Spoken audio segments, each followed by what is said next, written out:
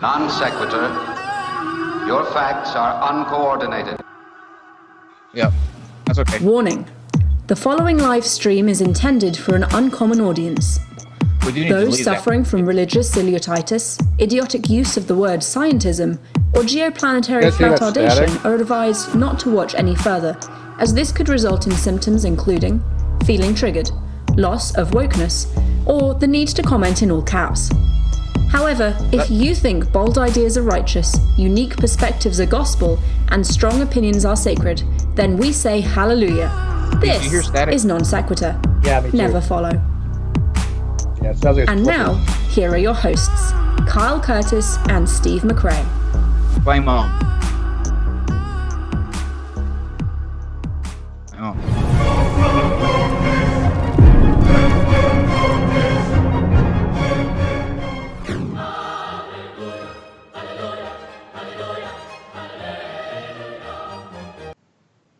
Those were the angels singing for you, Steve. I think we're live. You live? Talk. Yeah, you can talk. I missed it. I missed the flame on. I was so professional. Slick guy. Yeah.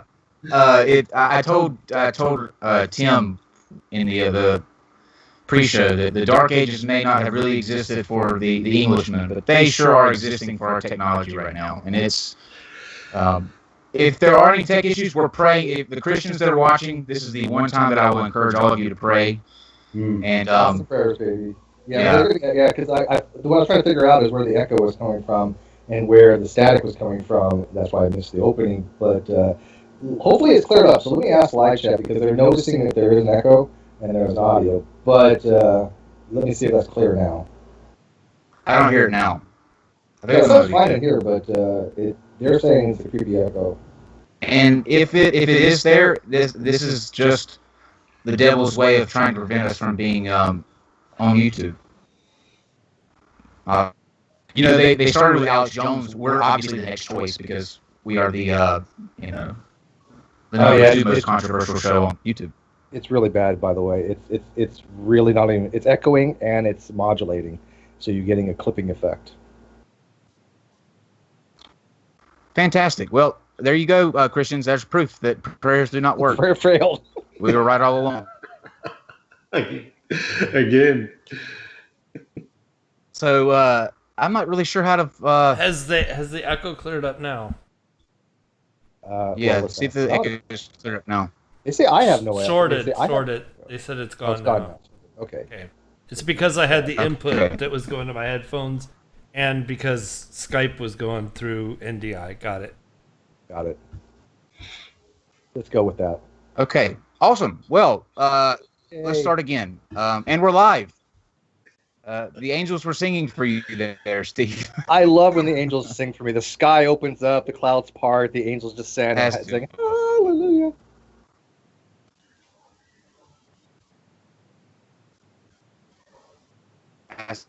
Uh-oh.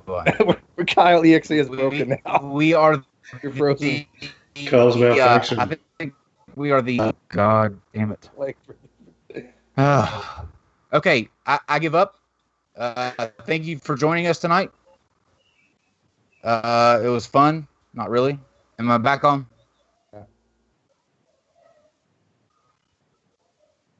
Yeah, you're back. It's intermittent though. Anyways, okay. Let's acknowledge Tim 5 minutes before we go further. Hi, Tim. This has nothing to do with you, by the way. We're really sorry for the technical problems. Okay. We're not going to blame them on you. Although every time you come on is that when we're having them, but that's okay. Coincidence. True. So, I feel like we should. I love this guy. He's one of my favorite guests. We have been trying for the past week.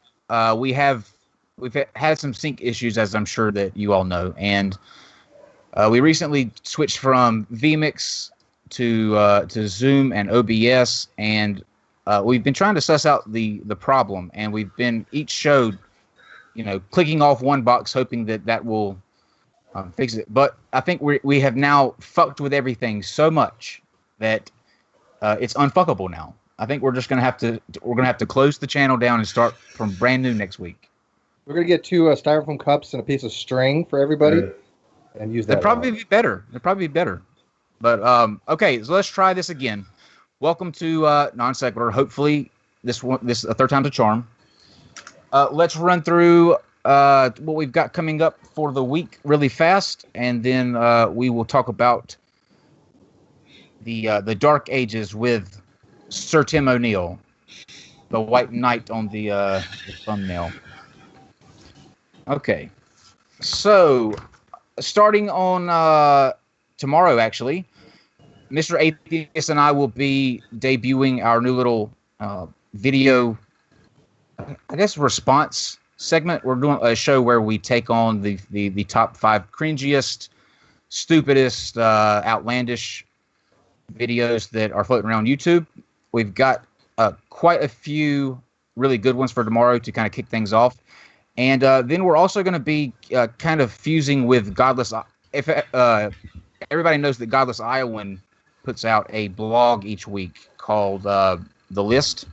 It used to be called Weekend 2, but it lays out, what he thinks are the videos you should check out each week. So we're going to be kind of fusing with him too. He'll come on and talk about those videos that are actually on the list. So it'll be a weekly thing. You'll get to see the best and the worst of YouTube from our point of view. And of course, as everybody knows, those are the only two that matter. Right, Steve? Of course. Cool.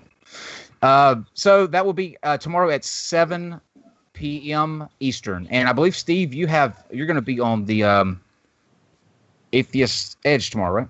Yeah, that's going to be on at, I believe it's 10 o'clock Central Time. So you guys have to figure that in for all the other types of time zones. But that's going to be talking about Alex Jones being deplatformed with Cyrus the Skeptic, Jim from Atheist Edge, and a few other people. Well, this is what happens when you expose that they're putting chemicals in the water and it turns the frog gay. Nobody wants to hear that. And I'm all for gay frogs. That's what I don't get. So am I. Why they not have the right. Damn right they do. Right. It's freedom of expression, man. Right. It's equal love for all amphibians. All right. So then we'll start on Monday. Monday will be the part 2 of Theo Maki's issues with Islam. We started the first half last week or the week before last, and we didn't quite get finished with it. Obviously, that's our MO around here. We get an issue and think we can get it all in one segment, but we can't because Steve and I asked way too many questions. So we'll be wrapping that up on Monday. Okay, now here's what I want to talk about, or what I wanted to tell Tim and get his opinion on. Okay, So Tim, imagine this. Imagine that I come to you and I say, there's a group that have about 100,000 followers total across their platforms. And they believe that a long time ago, the secret order buried things that look like fossils in order to trick the planet into thinking that it was older than it actually is. And the name of this group is called Christians Against Dinosaurs.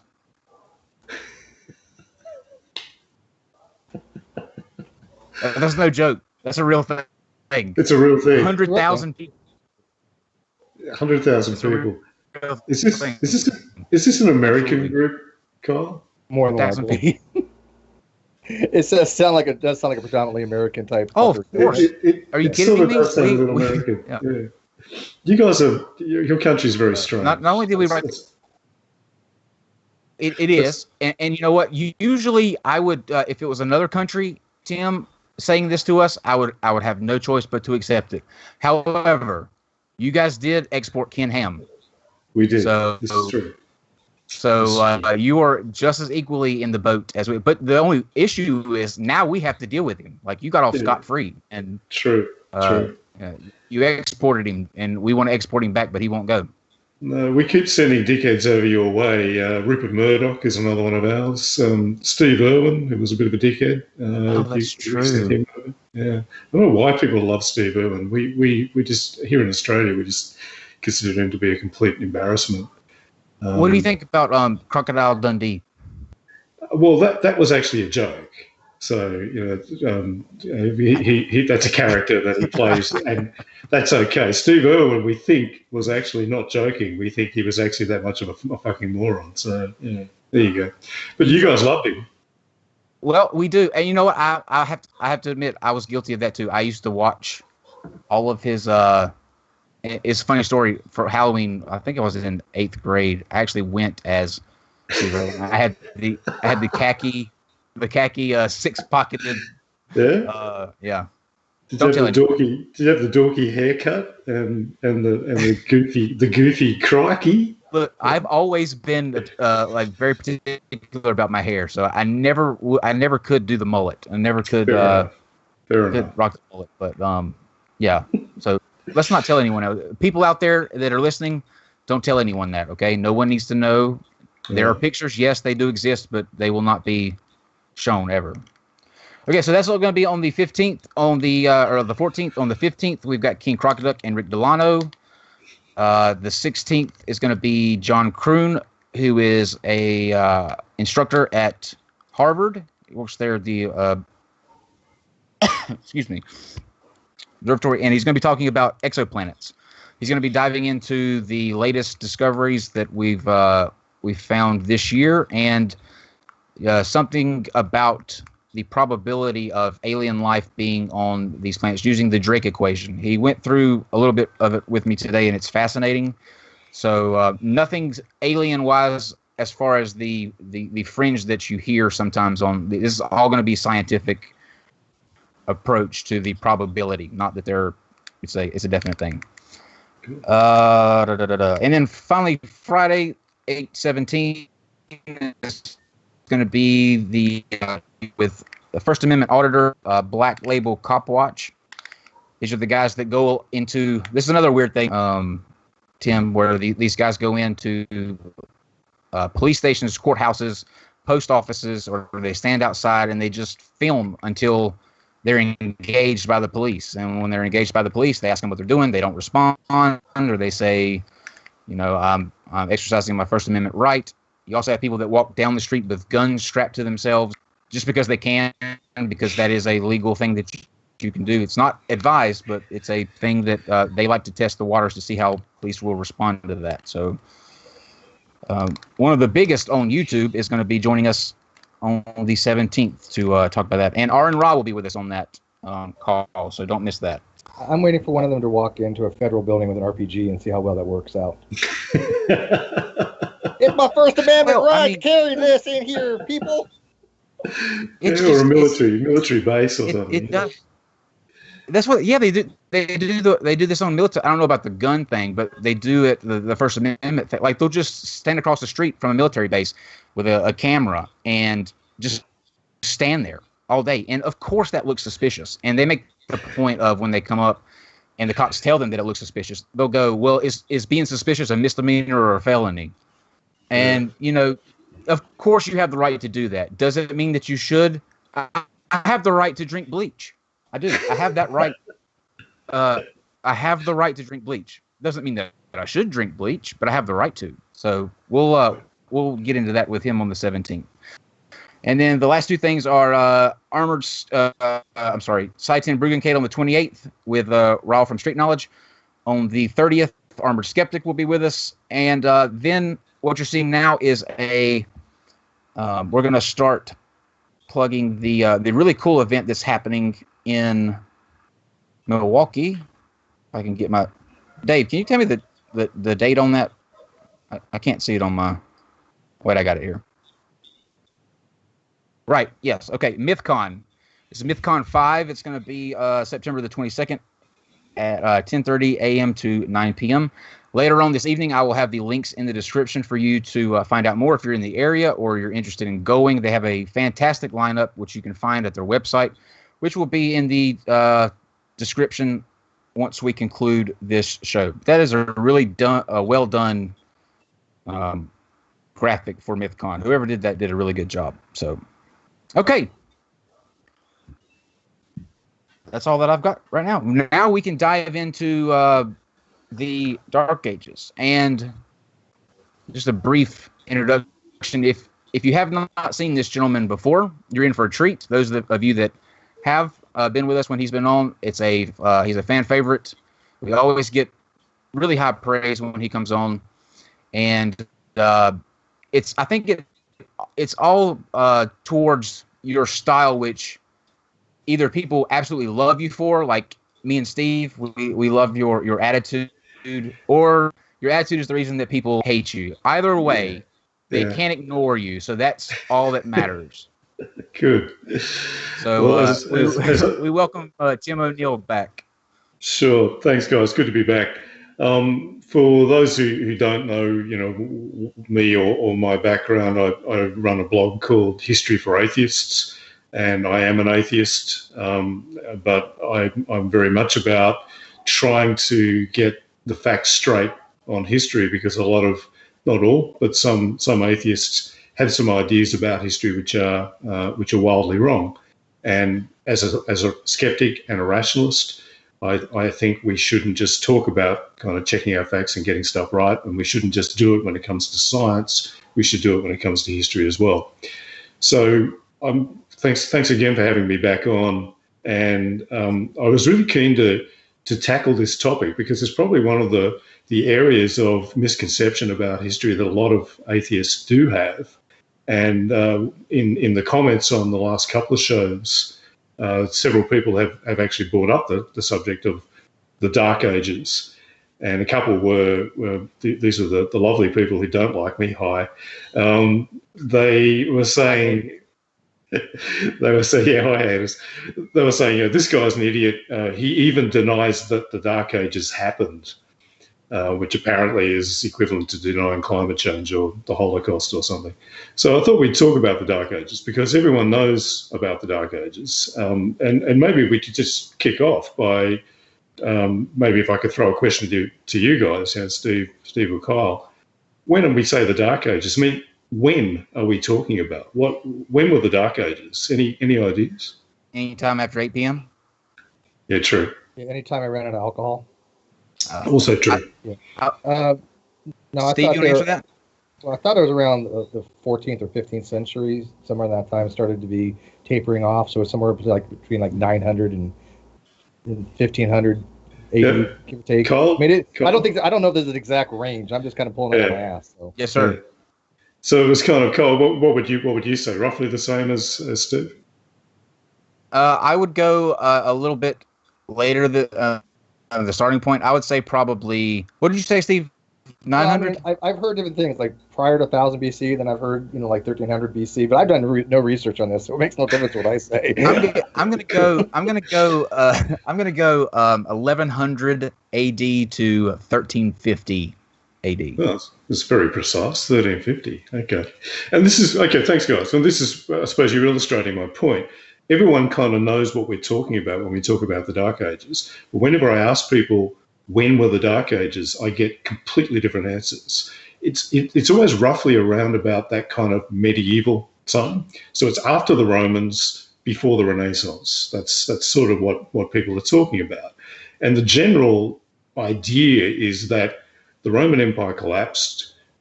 Before that, we had the Greeks and Romans, who were cool because they were, they had bathhouses and central heating and science, and they were wise and smart and stuff.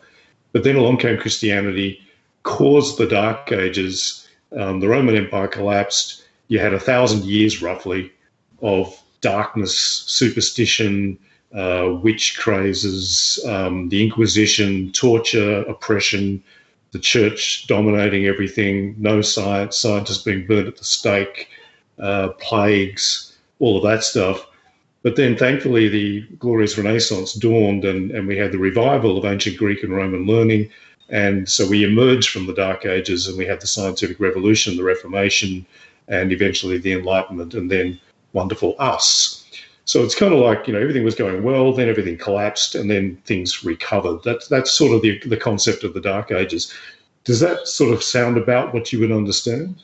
The Christians ruin everything? Absolutely. Pretty much. That's the idea. So, we could talk a lot about that period of history, but what I wanted to do is, of course, we're talking about, this in relation to atheism, is did Christians ruin everything? And I think that's probably the thing I want to try and focus on. So was there a Dark Age? Well, what I'd say is the answer to that question is yes, and also no. Because, when it comes to history, nothing's straightforward. So was there a Dark Age? Yeah, kind of. I'll explain what I mean in a minute. But did the Dark Age that I just described actually happen? No, unfortunately not. Unfortunately for those who use this argument.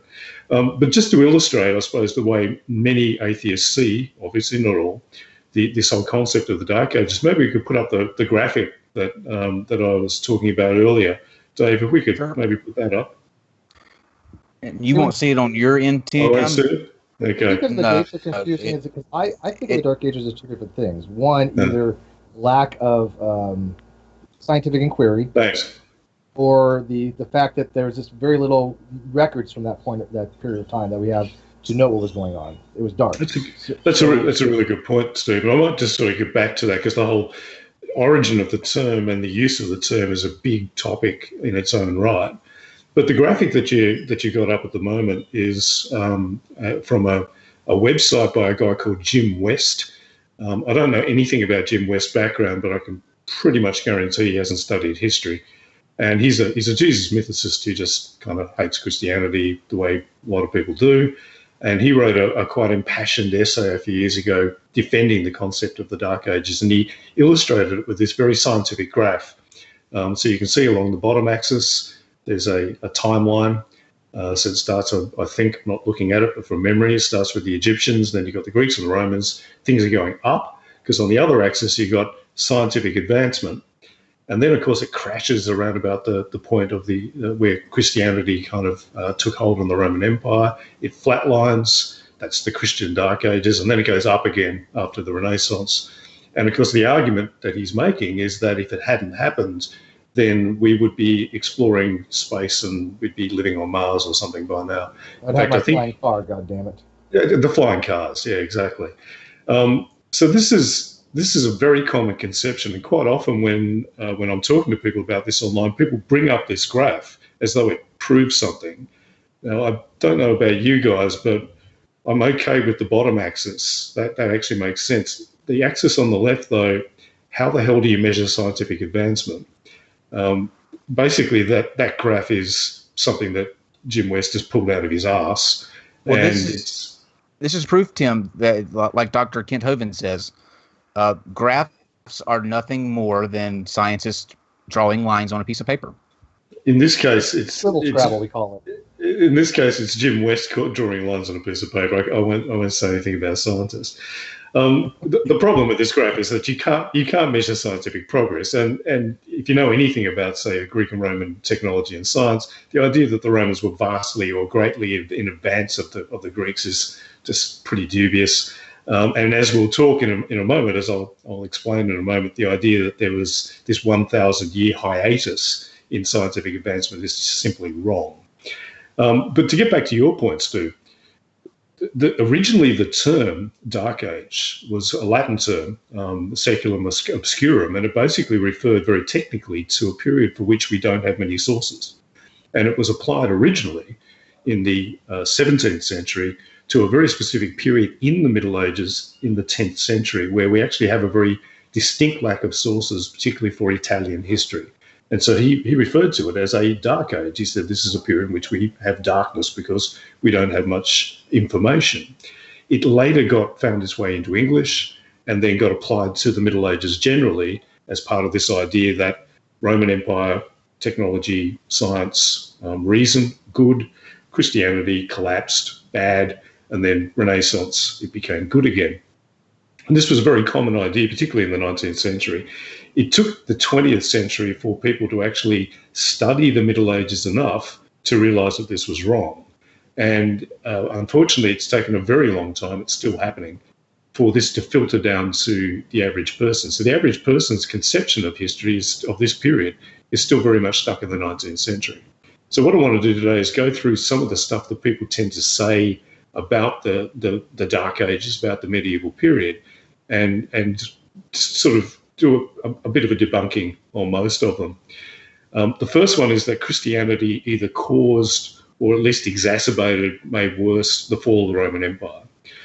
The second one is the medieval church imposed a theocracy and ruled medieval Europe. So the church was in control. That's something you hear people say quite a bit. The third one is that Christianity destroyed, or at least suppressed, or at least didn't preserve the learning of the ancient Greeks and Romans. So they either destroyed it or they just let it decay. Then we could talk about medieval people being highly superstitious and rational, rejecting reason, and the idea that the church suppressed technology and technical innovation. And then maybe talk a bit about hygiene, plagues, because they're always fun, and the idea that there was a massacre of cats in the Middle Ages. This is one that I come across quite a bit. I don't know if you've heard this one, but we'll talk about that later. Oh, gosh. And then, that. Yeah, I like cats. And then finally, let's talk about witches and the Inquisition, because that'd be a nice note to finish up on. Can we maybe kick off with the idea that Christianity caused the fall of the Roman Empire? This one's actually kind of fresh in my mind because quite recently, I think it was about a month ago, Sam Harris did an interview with Ben Shapiro, the right-wing conservative right-wing commentator, I think he is, over in the US, in which he made this argument. He argued that Christianity caused the fall of the Roman Empire, which was a startling claim to make, given that absolutely no historian says that. But Harris was quite convinced of it. I'll quote him. He said, "Christianity undermined the notion that the Roman emperor was a god. It made it harder to recruit true soldiers, and they had to farm out soldiering to mercenaries. And it eroded what you might call traditional Roman values. And then the Western Empire fell, and it ushered in the Dark Ages." That's a direct quote from Sam Harris a couple of weeks ago. It's complete bullshit. So, first of all, the idea that the Roman emperors were gods, I can't really see how that would have held the Roman Empire together. There was a period, you might remember we talked about this when we were talking about the Great Library, but there was a period in about the 3rd century where the Roman Empire almost fell apart. It did fall apart in the 5th century, but it almost fell apart in the 3rd century. And there were about 25 different emperors over a space of about 50 years in what was called the military anarchy. Every single one, with a couple of exceptions, every single one of those Roman emperors, some of whom only lasted for about 6 months, were declared gods by the Senate. So if declaring or regarding the emperor to be a god made the empire stable, and therefore Christianity changing that made the empire unstable, then it wasn't really working very well in the 3rd century. Now, the other thing is that the Roman emperors who were Christians from the 4th century onwards may not have been gods, but the way in which they were regarded and treated didn't really change. So I'm writing an article on this at the moment, but I'm writing about a ceremony that we know about that was pretty common, where even if the Roman emperor wasn't there, where they would hail the emperor and acclaim the emperor's wonderfulness. And they would sometimes they would be saying things like, "You are the Augustus of Augustuses, you are ordained by God as God's representative." And they would shout that 28 times. And this would be just one of about a dozen acclamations, each of these acclamations being made about 20 or 30 times. The emperor wasn't even there, right? So, and twice a year. Yeah, well, this would happen regularly, right? Whenever the emperor's name was mentioned, even if his image was brought out, they'd do all these acclamations and prostrations and so on. So the idea that the Christian emperors weren't regarded as gods, therefore the empire fell apart, well, that's bullshit. Also, Christianity, the Christian emperors actually stabilized the empire. So it probably would have fallen apart earlier if these Christian emperors hadn't come along and been much more successful than the guys from the century before. Well, what about the effect that the papal, the Catholics would have had, the popes during the time? Did that have any effect on? Because you're saying that like Christianity had no effect on the decline of the Roman Empire, yeah. But was there any influence from the Catholic Church that led to the fact that they wanted power and they wanted economic? Yeah. First of all, it's a little difficult to talk about the Catholic Church in this period because the Catholic Church really didn't. We can't really talk about a separate church called the Catholic Church until the split between the Catholic Church and the Orthodox Church, sure. Which didn't happen until about the 10th century. So in this period, was there a Catholic Church? Well, there were certainly people who regarded themselves as being part of a Catholic Church, but Catholic just means universal. Were they destabilizing? If anything, no. If anything, what they were doing was they were kind of like the Department of Religion within the Roman government. And if anything, what they did was they became the state religion from 380 AD onwards. They were declared the state religion by the Emperor Theodosius. And really they were kind of a stabilizing force in many ways. That was kind of the idea. But they weren't seeking kind of a separate level of power because they saw themselves very much as part of the infrastructure and hierarchy of the empire. Their problem was when the empire collapsed and suddenly they were on their own, and we'll talk about that in a little while. But the idea that Christianity weakened the Roman Empire fails a key test, and this is a good test that you can use as a kind of a rule of thumb. If anyone says X caused the fall of the Roman Empire, whether X be invading foreigners, the right wing at the moment, I love this sort of argument. So immigrants coming in from outside destroyed. I thought it was the Huns or something that. Yeah, well, that's what they're referring to. So there's that one. There's another one you hear quite often, that lead in their pipes. So they use lead pipes or lead in their water, poisoned them, and that caused the fall of the Roman Empire. And then Christians love talking about how it was immorality, despite the fact that the empire became Christian just before it fell. That doesn't really work. But anything that anyone says was a cause of the fall of the Roman Empire, you can apply this rule of thumb. It's what I call the East-West test. Because when we talk about the fall of the Roman Empire, we're talking about the fall of the Western Roman Empire. The Eastern Roman Empire didn't collapse. The Eastern Roman Empire went on for another 1,000 years. Fall of the Roman Empire, about 476 official date. It's when the last Roman Emperor was deposed. The Eastern Empire went on right until the 15th century.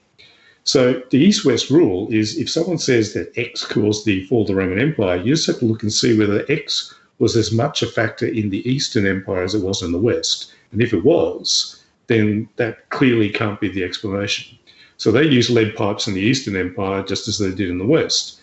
So why did the lead pipes only cause the fall of the Western Empire? The Eastern Empire was just as Christian, if not more so, than the West. So why did Christianity only cause the fall of the Western Empire? And same with immorality, homosexuality, immigrants, invaders. All these things affected both sides of the empire. So why did the East collapse? Why did the East survive and the West didn't? Remember I said last time that most history is really about economics and sex? Well, here we are with economics. The West was the economic poor relation of the Roman Empire, always had been. It was where Rome was, so a lot of the wealth from other parts of the empire, particularly the East, flowed west and flowed towards Rome. But all the rich provinces of the empire were mainly in the East. So Egypt was the really rich one, Syria, and the big trading cities in Asia Minor. These were the economic centres, and these were the major centres of tax revenue. Most of that money went west, whereas the West had lots of swamps and forest. All of the Rhinelands, Germany, most of France, virtually all of Britain, large areas of Spain, which are now rich farmlands, back then were wilderness. They were effectively forest and swamp. And you don't get much money out of forest and swamp. They had a couple of rich provinces, mainly in southern Spain, but particularly in North Africa. That was the economic powerhouse of the West. But on the whole, once the Eastern and Western Empire, for administrative and political reasons that are very complicated, decided to divide, what happened was the East powered on quite happily because it had all the money. The West had all of the problems that the East had, invasions, some various political instabilities, but it was much, much poorer. And so it couldn't, in the end, it couldn't maintain itself.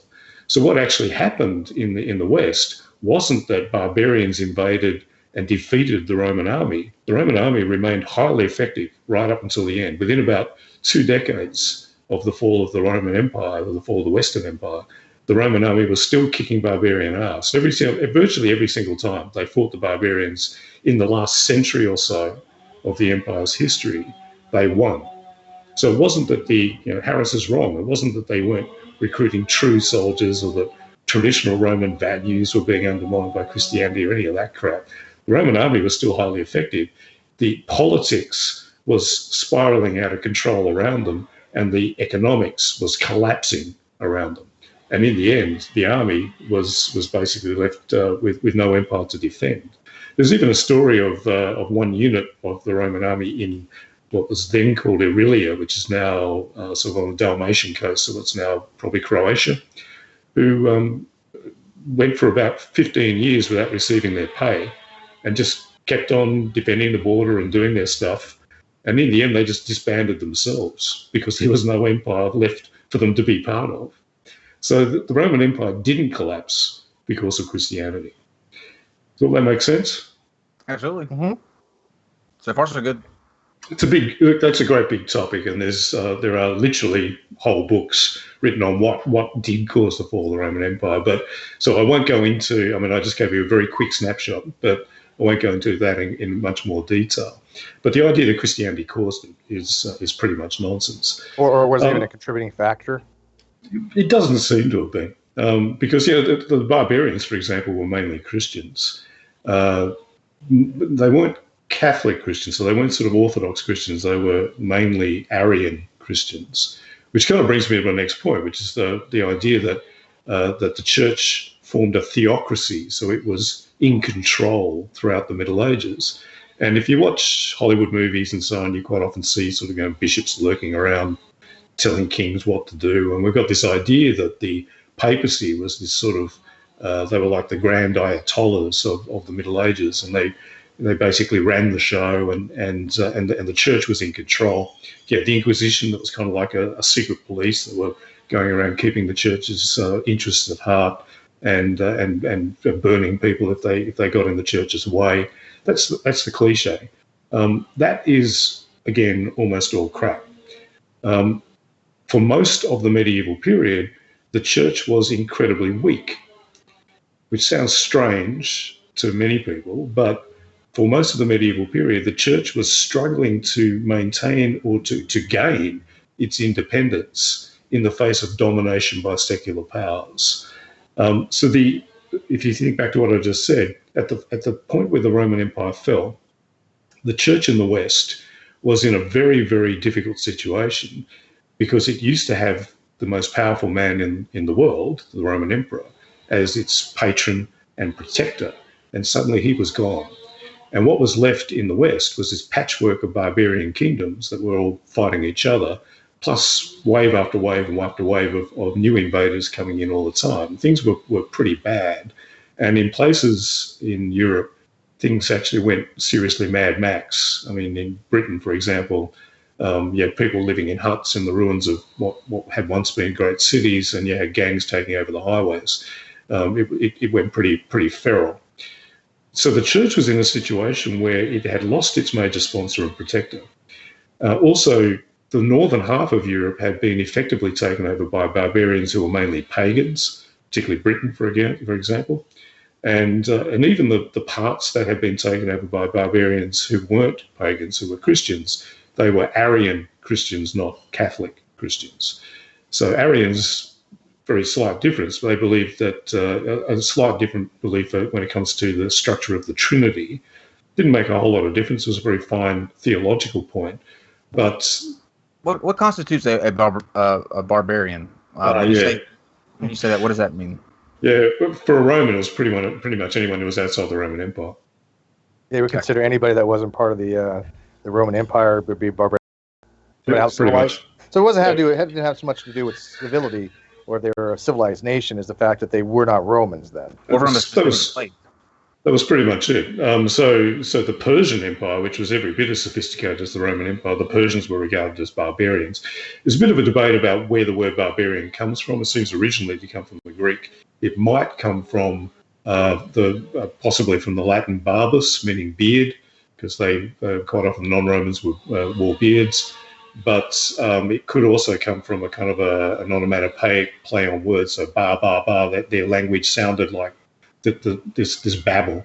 So it means people who don't speak properly. Well, they may be Persian barbarians, but they have very nice rugs. They did, yeah.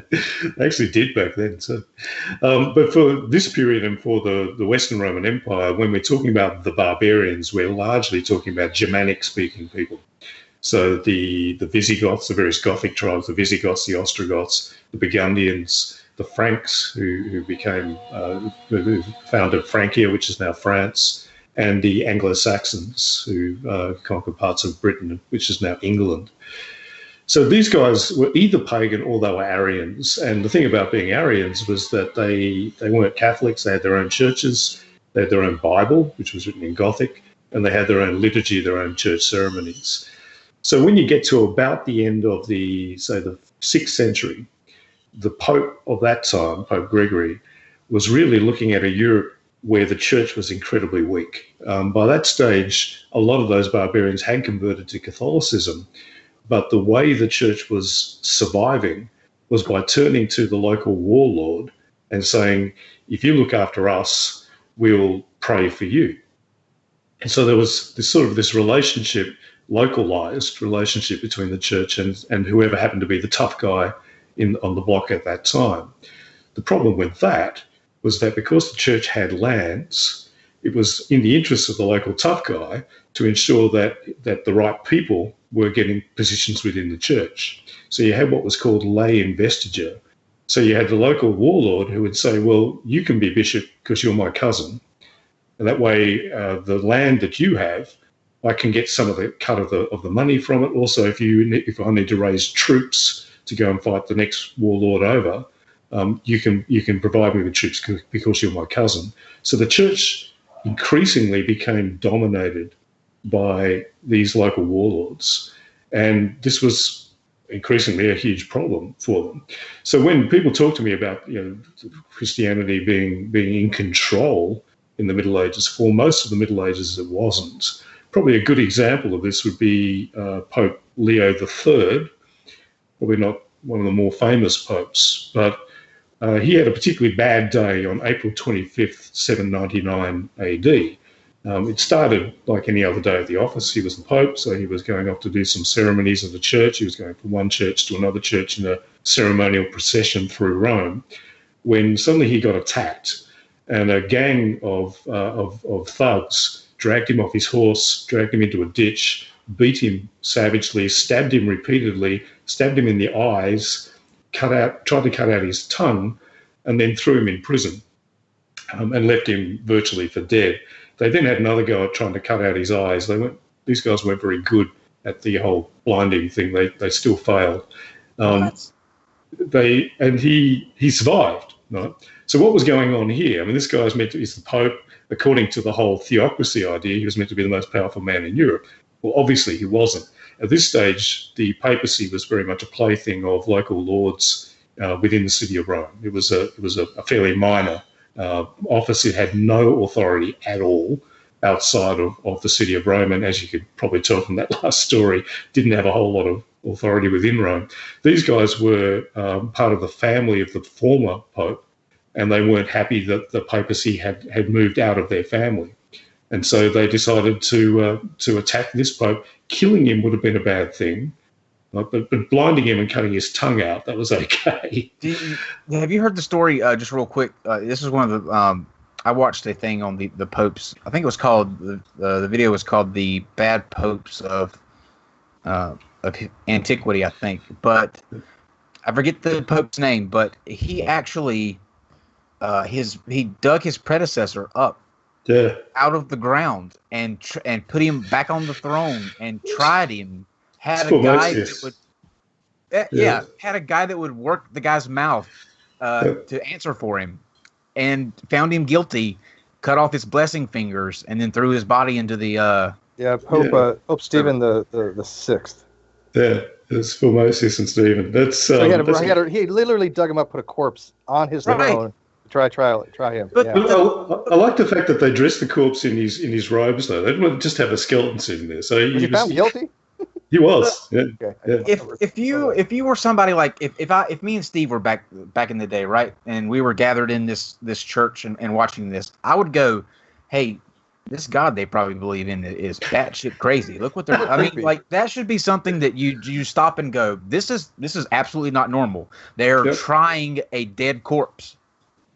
Yeah, but the thing is, these people were people very much of their time, and so things like trying a corpse, that kind of deformatio was fairly common in the politics of the time. So what was going on is pretty much what I'm talking about, and that's that the church was not somehow in control. The church was very much part of what was going on, and what was going on was petty politics. And so, our friend Leo survived. They smuggled him out of Italy. They smuggled him up to the king of the Franks, Charles the Great, Charlemagne. And Charles the Great decided this was a good opportunity for him to exercise some influence in Italy. And so he marched south with the Pope and basically reinstated him as Pope. In return, what the Pope did was on Christmas Day, 800 AD, so a bit over a year afterwards, he surprised Charlemagne by crowning him as Emperor of Rome. And so he effectively reinstated the Roman Empire. This is the beginning of what we call the Holy Roman Empire. And the idea was, what Leo thought was, well, if I make him emperor, he's going to owe me. And so we're back to where we used to be. We're back to this position where we have a powerful emperor who is going to be a champion of the church. It didn't quite work out that way. And what ended up happening was the emperors who went on after Charlemagne basically treated the church very much as something that they could use however they liked. And the church didn't like that. So what went on for the rest of the medieval period, from about the 10th century onwards, was an ongoing series of struggles between the papacy and the empire. This is called the empire's-papacy dispute. And this is immensely complicated, but pretty much every single war, every single political struggle in the later Middle Ages had some kind of empire-papacy connection. And this struggle went on for centuries.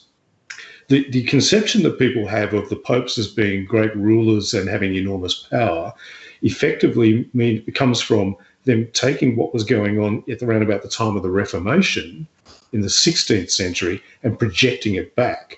By the 16th century, the papacy had struggled all the way back from this low point in the 8th and 9th centuries up to through the 13th, 14th, and particularly 15th century to the point where it actually had a high degree of authority. It also built an infrastructure of bureaucracy, of various institutions, including things like the Inquisition, where it could actually influence what was going on. But none of that existed for most of the medieval period. So what in the 1500s, didn't they, with Henry VIII? I know that that was a big. Would that be considered the Dark Ages? His rule. That's sort of post-medieval. So that's really what we call the early modern period. But yeah, this is one example, and we see several of these, where people are thinking about stuff that was actually the case later, and they project it back onto the medieval period. But even in that period, towards the end of the Middle Ages and beginning of the early modern period, the papacy was not in control. There was always, and Henry VIII is one example, there was always people who were turning around to the Pope and saying, basically, fuck you. And so there was no point where there was a theocracy. The Catholic Church clearly had enormous cultural influence because pretty much everyone in Europe at the time was a Catholic. But did that mean that they were always paying attention to what priests said, that they would do anything the Pope said? Well, no. Most of the time they didn't know what the Pope was saying anyway. It's not like they could turn on TV or switch on the internet and find out that the Pope's just said, you should do this. I think the way to think about Catholicism in the Middle Ages is to think a little bit like Catholicism in modern Italy. If you talk to an average Italian and say, do you believe in Jesus? Do you agree with the Pope? Do you believe in the Catholic Church? They'd say yes. And then you say, do you go to Mass? Do you abstain from premarital sex? And do you not use condoms? And they'll say, fuck no. And so they see themselves as Catholics, but they don't actually act like Catholics. Right, some of them do. So it makes sense. Catholicism in the Middle Ages was very much like that. In 1215, at the Third Lateran Council, where Pope Innocent III was probably one of the most radically powerful popes, he was really trying to build the kind of theocracy that people think actually existed. He failed, but he was trying to get people to go to church more regularly. So he finally got this council to pass a law, the canon law, saying that all Christians had to go to Mass at least once a year, right? And that was considered pretty radical. They also started to bring in rules like priests can't marry, they can't have concubines, they can't go see prostitutes, and they can't make their sons their successors. So enforce something like that to say that, did you go to your annual Mass meeting? How that turned out enforceable? They didn't enforce it. This is the thing, and they couldn't. And this is the other thing. The idea, we'll get onto the Inquisition later, but the idea that there was this sort of policing of this stuff, it just didn't happen. The Inquisition didn't even exist until the 13th century. And most of Europe never even knew or saw an Inquisition. It was just something that happened occasionally in response to local so-called heresies. What was his reasoning for introducing things like you can't marry or the concubine thing? Like, if that's not something that they're deriving from Scripture or whatever, how did he sell that point? Yeah, well, there's a couple of ideas there. One is, they actually are kind of deriving from Scripture. The one thing that Jesus ever said, or supposedly, is reported to have said about marriage is, well, if you've got to get married, then do, but it's probably better if you stay celibate. So he said some people stay celibate for the sake of the kingdom of God. That's the one thing that Jesus said about marriage. So he said if you get married and you can't get divorced, right, that's something that a lot of Protestant pastors and preachers kind of forget about. But then he said, but it's better to stay celibate. So they were kind of thinking a bit about this ideal of holy celibacy, which had been an ideal for a long time. But as we all know, ideals are one thing, but people kind of like having sex. Remember I was saying history is economics and sex? Yeah. So lots of priests were married. Pretty much all priests were married up until about the 10th century. They really started to crack down on it from about the 10th century onwards. The other problem, though, with married priests is that any money that they were getting from the lands that they had would quite often go to their legitimate or illegitimate sons. So the church didn't really like that. So there seems to be an economic imperative for this as well. What advantage do they have by saying, hey, you know what, you're a priest, you can't have sex? What actually puts that, one gets the message out there, and two, why would anybody back then go, I think that's a great idea, I want to be a member of the clergy, I want to be a member of the priesthood, and not have sex ever again?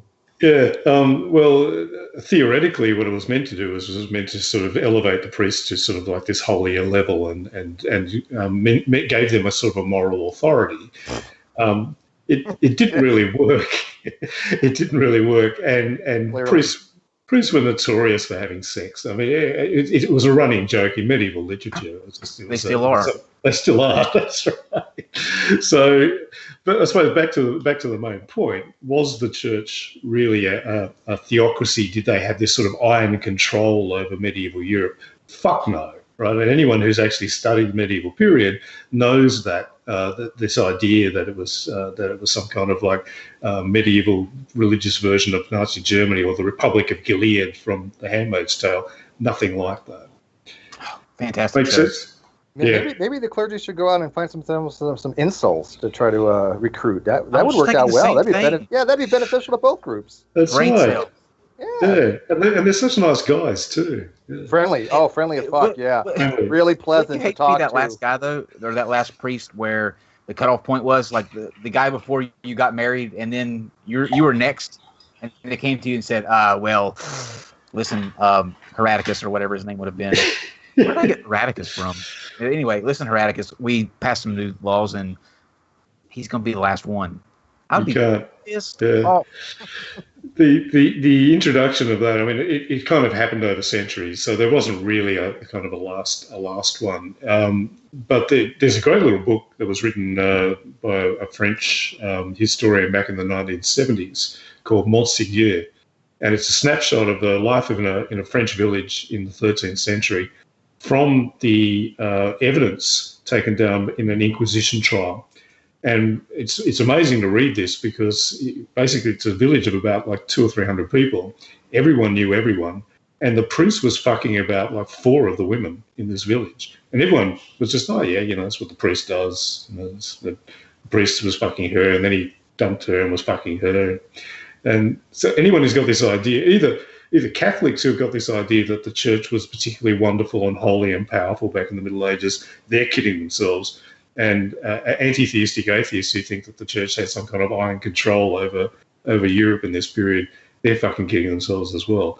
And as usual, my mantra, the real history is much more fun and much more interesting than the bullshit. Don't you long for the days when priests would stick to just fucking women? Yeah, those were the good old days. I pine for those days. Absolutely.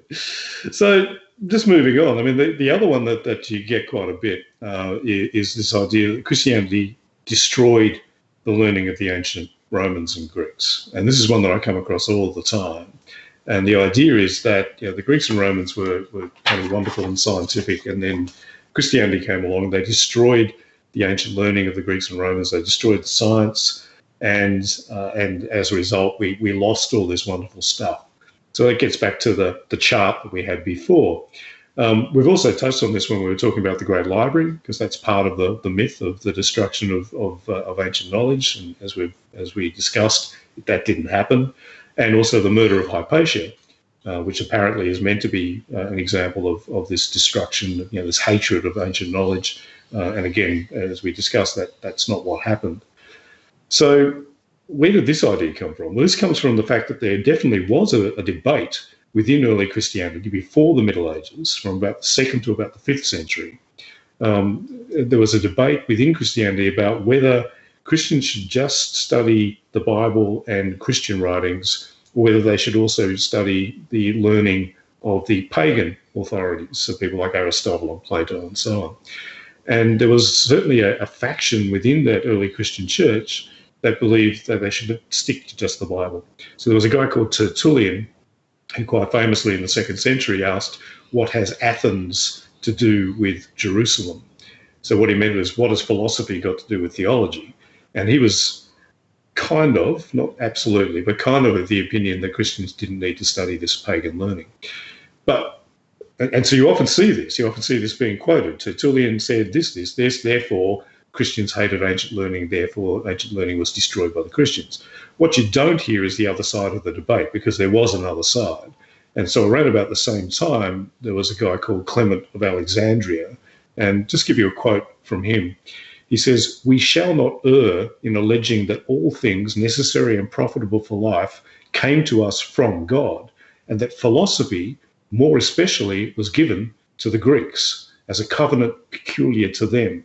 So being as it is a stepping stone to the philosophy which is according to Christ." So what he was saying was, just as God gave special gifts to the Jews and gave them the gifts of, in his opinion, prophecy and revelation, which led up to Christianity, so God gave a special gift for rational analysis of the physical world and philosophy to the Greeks. So he said, if ultimately all knowledge comes from God, then why would we throw the ancient Greek knowledge away? It's a gift from God. Let's use it. And this was referred to as the gold of the Egyptians argument. The Christian philosopher Augustine said, just as the Israelites carried off the gold of the Egyptians and used it in their sanctuary in the desert, so we should carry off the treasures of the learning of the pagan philosophers. The point here is that those guys won the argument. So the guys like Tertullian who were saying, let's forget about it, they lost.